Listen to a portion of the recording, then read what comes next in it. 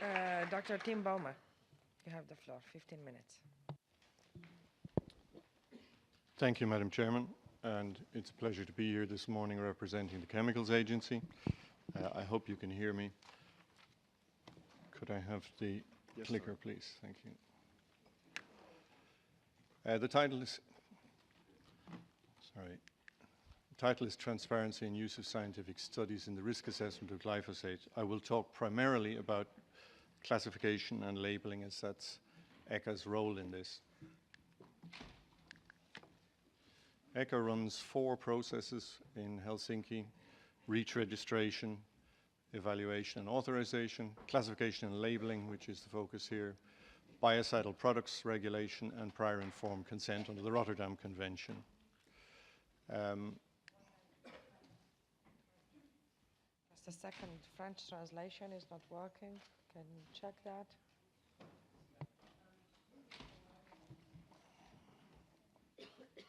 Continue. You wish me to proceed? Yeah. Thank you.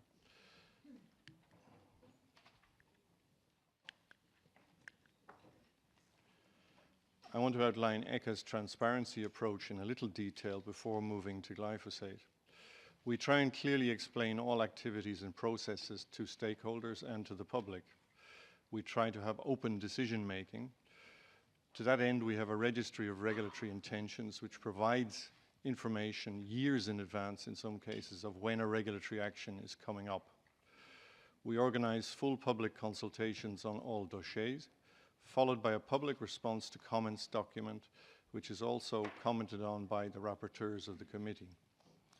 Observers from accredited stakeholder organizations participate in committee meetings. Minutes are public, decisions and opinions published are also public, and we try and publish them in a timely manner so that everybody is informed. ECHA policy covers all experts and staff regarding ethics and independence and deals with potential interest before, during and after work at ECHA.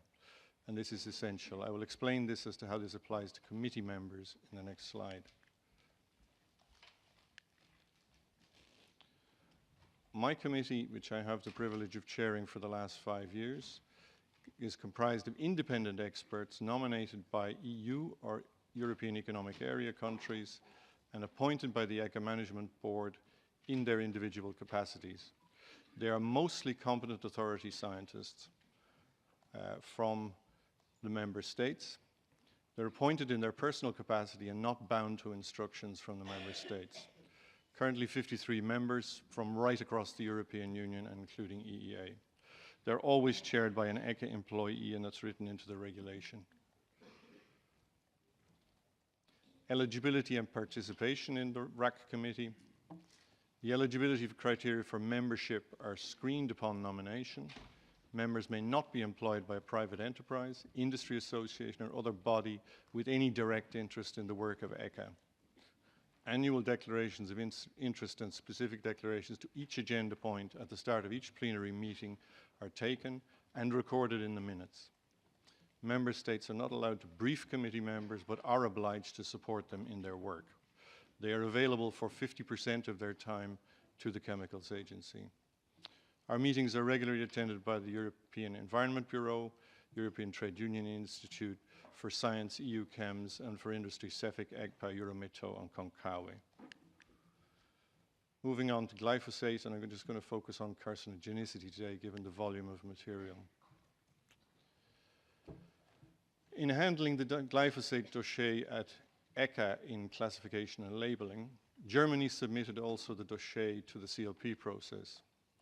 There was a full 6-week public consultation, and response to comments document was prepared as usual. Within the public consultation, usually member states also provide their comments, and those are taken through the process as part of the evidence. At our first meeting, we invited specific organizations to present their views and recent work on glyphosate.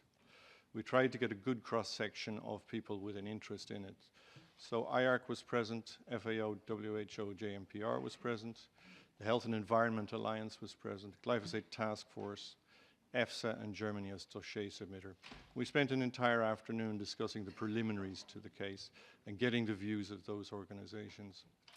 Stakeholder observers were present throughout the approximately 12 hours of debate and were able to make, I feel, meaningful interventions.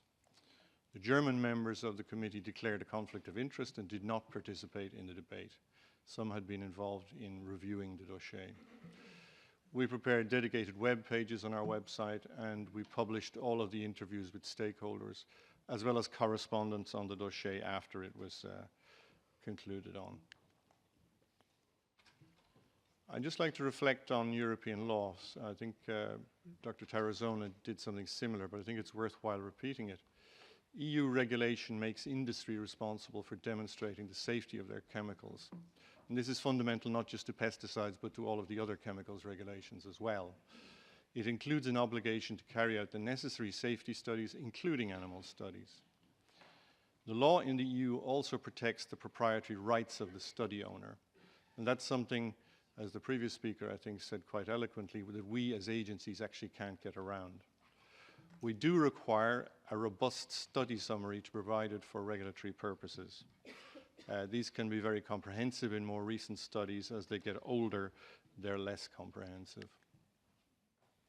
Study reliability is something key to this debate, I feel. It's key to their evaluation, having some sort of feeling that they are reliable and that the information is correct. This is why internationally standardized guidelines are required for testing in the legislation, and this includes all of the animal studies. We usually use OECD test guidelines because they're the most internationally accepted. For some purposes, we use ISO guidelines as well. Good laboratory practice is an OECD-developed quality system. It's currently mandatory for such work in the European Union, and I think it's central to the credibility of studies, no matter what substance we're dealing with. It covers critical aspects such as study reporting and the chain of control of the study data. GLP-accredited laboratories undergo regular facility inspection by the National GLP Inspectorate, and the archive study files are also open to inspection by the National Inspectorate. I think this is an area where we could pay some more attention in getting a feeling of reliability for our studies. The National Inspectorates do their work. I'm not sure what the level of coordination is. Sorry, I skipped on one. The available carcinogenicity studies on glyphosate. I think it's important to look at the database and to see what we actually have. Germany identified 18 different studies on carcinogenicity. In the end, they put 12 forward for evaluation. All of the other information was there in some form or other. 7 of those are in rat, 5 are in mice. They're given in grey on the next slides. The 6 additional studies mentioned by the dossier submitter, they were either seriously flawed, that include too low dose to be meaningful. They were not GLP or OECD guideline compliant, although that's not a reason for rejection on its own right. Poor reporting or a combination of these, however, could be. These were not considered in detail by RAC. Amongst these, we also noted 2 negative studies at too low doses to be meaningful. They were commissioned by at least 7 different companies and carried out in 10 or more different laboratories in the USA, Europe, Japan, and India. To be frank, it's a very mixed bag of studies, both in terms of quality, detail, and every other aspect. The grey ones on top are the ones which were used. You can see the 7 in rat. The ones below all have problems which would really rule them out in any sensible investigation in our view. Moving on to the mice. Here are the 5 which Professor Portier discussed this morning. Bede and Verso, these are the 2 negative ones as far as I'm aware. Classification and labeling has an element to it which is quite strong and which needs to be understood in the way my committee evaluates a CLP dossier. Where we have multiple studies like this and where there's no clear key study which is the qualitatively and scientifically best study that we can rely on, then all the available information is considered together. Quality and consistency of the data is looked at and given appropriate rate. Then we take both the positive and the negative results together in a single weight of evidence determination. We look separately at the role of epidemiology, human health effects, as that can lead to a different classification. Our conclusions on glyphosate were as follows. The studies taken as a whole for carcinogenicity were of sufficient reliability and relevance to allow a robust evaluation. In rats, convincing evidence of glyphosate-induced tumors was not demonstrated. The findings in the individual mouse studies were not strong enough by themselves to warrant classification.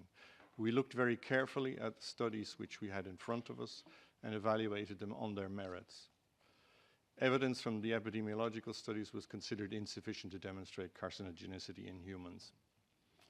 So taking a weight of evidence approach, RAC agreed by consensus that no classification for carcinogenicity is warranted. We had access to the original carcinogenicity study reports.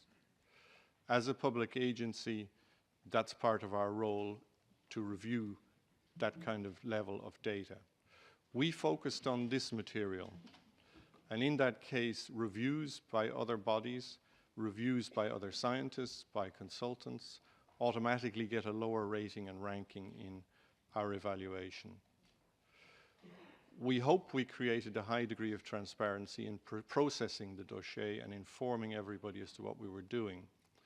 In the end, 36 RAC members who were present from across the European Union agreed on no classification by consensus. ECHA and RAC had no interest in any particular outcome in this case. This is one of over 250 CLH cases already dealt with by RAC under CLP, and please remember that the previous legislation goes back 40 years before this. I have some scientists in my committee who have been in both and have a 30-year history in classifying chemicals. So, the bottom line is, I think, an important take-home message. If new data emerges of significance, any member state or the Commission can mandate RAC to reassess. That's normal for any substance. And thank you for your attention. There are some additional slides at the end of the presentation detailing some more of our evaluation. I won't present them here. Thank you, Madam Chairman. Thank you very much.